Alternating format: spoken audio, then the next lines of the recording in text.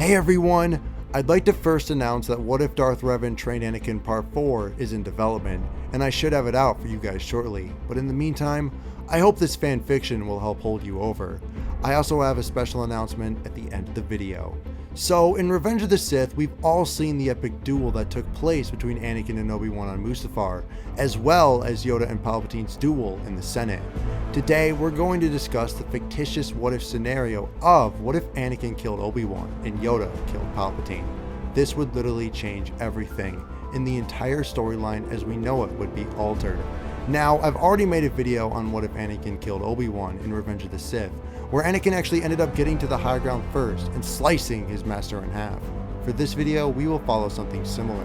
And as for Yoda, instead of him retreating, he would get back up and leap up the Senate pods to continue his fight with the Emperor.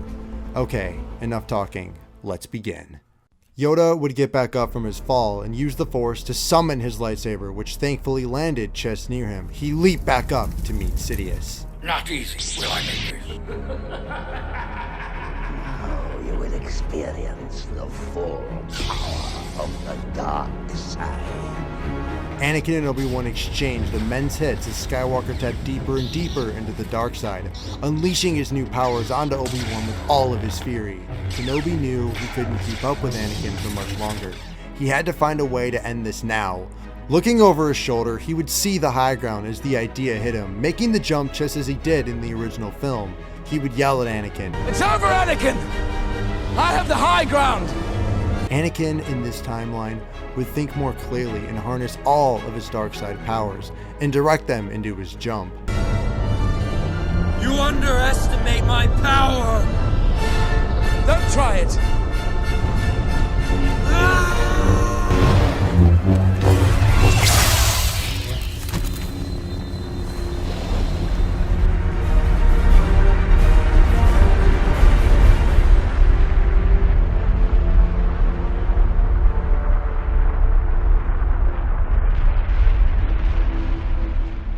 With Obi-Wan now dead, we would cut back to Yoda and Sidious as Palpatine unsheathed an additional lightsaber from his sleeve. The two continued their duel, the Senate arena exploding with the light and dark side energies of the Force.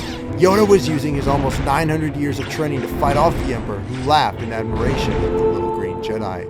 A Grand Master without a Jedi Order. As the two continued to fight, Yoda thought of all the Jedi at the temple, all the younglings dead, his friends gone, betrayed, how the galaxy was now turned against him. It was all Palpatine's doing. He manipulated Anakin into committing horrendous deeds. He just couldn't let him get away with this. No, something had to change. He had felt this for a long time. Maybe he was wrong about it all. Maybe it was time for the Jedi to evolve. The Force wasn't to be divided, rather the darkness to rise and the light to meet it. Yoda could feel it within him now. He would then choke the Emperor with the Force. Light or dark, it did not matter, rather just the full power of his mere century-long training. As Palpatine's throat clenched at his grasp, the new Emperor of the galaxy could feel the power of the Force take control of his breathing. He tried to face the little Grand Master, but was frozen in place. Using the powers of his mind, he controlled the Sith lightning that created a storm of fury around the Senate. He directed the bolts to strike at Master Yoda, but it did not affect him.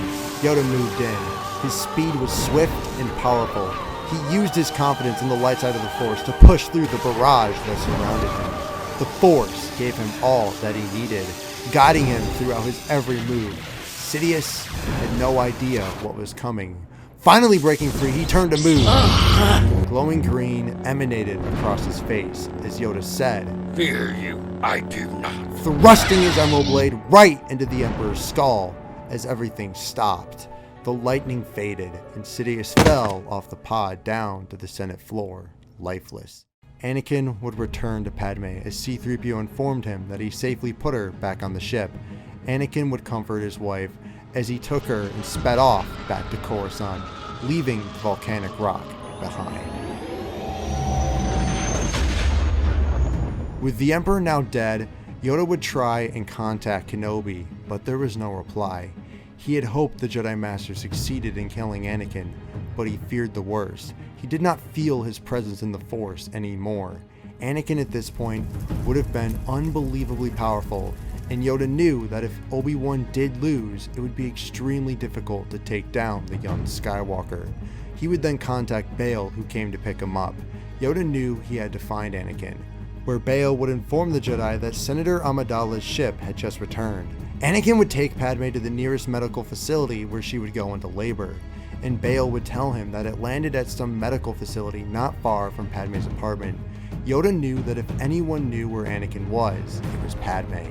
Yoda would ask Bail, how does he know this? And Bail would answer, telling him that her ship made contact with his offices, asking if they could use his private landing platform in order to escort the senator to the facility. Yoda was now concerned as to why Padme would need to go to a medical facility, and Bail would tell him that it was her droid who made contact. Yoda asked Bail to take him to this place immediately. Anakin would sit by Padme's side as she was still unconscious. He ordered the medical droids to tell him everything they knew.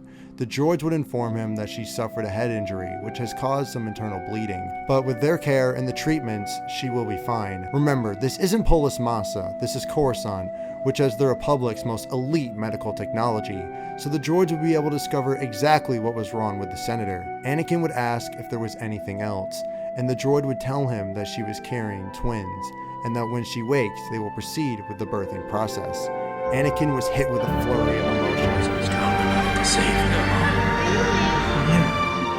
He was nervous, excited, happy, and extremely afraid. He wondered where his master was. He tried to contact him, but there was no answer. Anakin would tap into his dark side powers, praying they would save Padme, but just as he tapped into the dark side, he felt a presence approaching.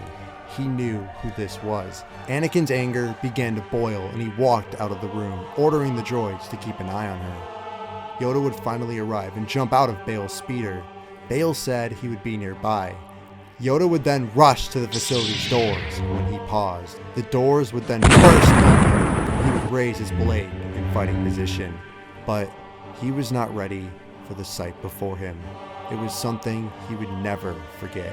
It was Anakin, holding his lightsaber in his hand, the yellow in his eyes boiling hotter than the flames of Mustafar. Skywalker stank of the dark side.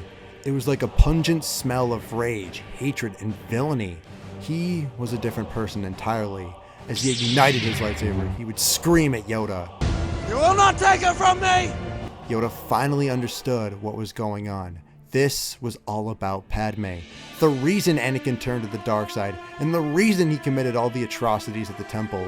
Yoda thought back to his private conversations with Anakin, where the young Jedi confessed his nightmares to him. Yoda's face saddened. He truly did fail Anakin. If only he pried deeper and asked Anakin who he speaks of, so he could have truly gave him the help that he needed. Yoda knew that attachments led to the dark side, and that's exactly what happened with Anakin. Although he wishes he could have taken everything back, how he wishes he could change everything, he knew that Anakin was still a grave threat and must be defeated. And so he wasted no time as he jumped and flipped over Anakin, landing before the Sith Lord. They both were wise enough to know that speaking wouldn't change what he was about to do. As blue and green blades locked, he stared into Anakin's eyes. Lost to the dark side, have you, young Skywalker? I'm not young anymore. You nor the Jedi will no longer hold me back. Now I am the Master. Not if anything to say about it. I have. I'm going to stop it right here, just before things get good. Let me know how you want the ending to go, in favor of the Sith or the Jedi in this scenario. Choose below, and I'll make part 2 by the end of the month. Now, like I said in the beginning of the video, I have a special announcement for all of you. I have officially opened up a brand new Patreon page where you can now donate to help out the channel and get access to a bunch of awesome new perks. I am always looking for new ways to improve the videos and give you all the content that you deserve.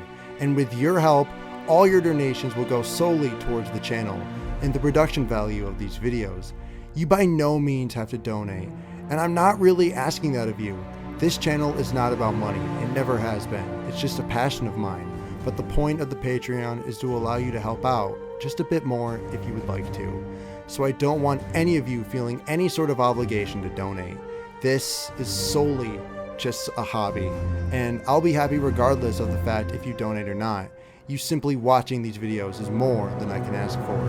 However, if you do donate, you will gain access to exclusive perks such as early access to videos, exclusive Zoom meetings, one-on-one conversations with me, access to exclusive giveaways, the opportunity to be featured in fan fictions, and access to exclusive videos only accessible through Patreon, as well as so much more. You guys are the reason I continue to create, and I appreciate all of you. The link to the Patreon is down below in the description, so do with it what you will. Thank you all so much for watching. If you enjoyed, leave a like down below, and I will see you all in the next episode of Star Wars Story. Until then, my fellow Jedi Knights and Sith Lords, remember, The Force will be with you always. You are on this council. We grant you the right.